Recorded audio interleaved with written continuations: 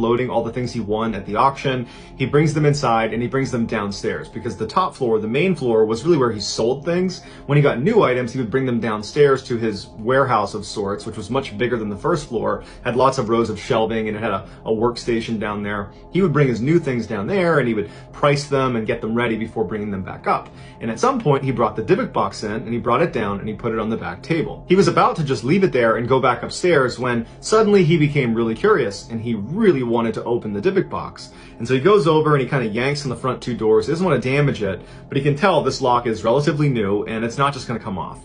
And so he doesn't have the key to it and he doesn't have a way to clip the lock. And so he takes a screwdriver and he basically wedges it underneath the actual metal clasps that are attached to the wood. And he slowly kind of bends it up and bends it off and pops it out of the wood. And as soon as he does that, the doors swing open and there's like a mechanical device inside of the Dybbuk box that activates the drawer. Basically, anytime the doors open, the drawer also opens at the same time. And Kevin remembered thinking how silly it was that this kind of old, crummy looking wine closet had this fairly complicated mechanism inside of it that still worked. Inside the Dybbuk box were 2 pennies from the 1920s. There was a used candle. There were 2 locks of hair. There was this small tombstone that said Shalom on it. And there was also a small wine goblet that was inside. And that was it. And Kevin immediately thought, well, this is just some older woman's keepsake. And these things maybe have sentimental value to her, but they don't to me. And so he shut the Dybbuk box, pushed it to the side of the desk, and walked upstairs and didn't give it another thought. Kevin had one employee at the antique shop. Her name was Jane. She was a younger woman. She was an incredible saleswoman,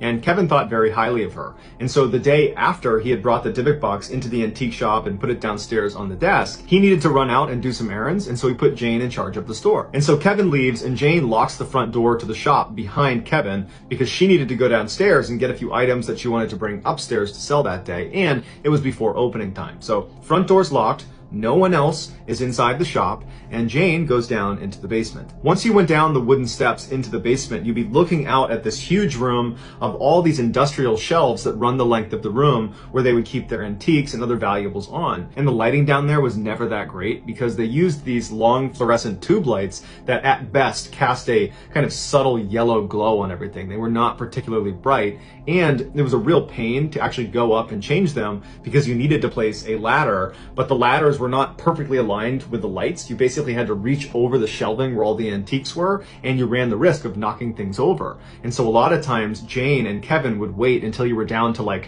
1 or 2 crappy working lights before they'd say, okay, we really got to go up there and replace some of these bulbs. And so as it happens, this day, they're down to like 2 or 3 working lights. So in classic horror movie fashion, she's going into this dingy basement with very poor lighting. And so once she gets to the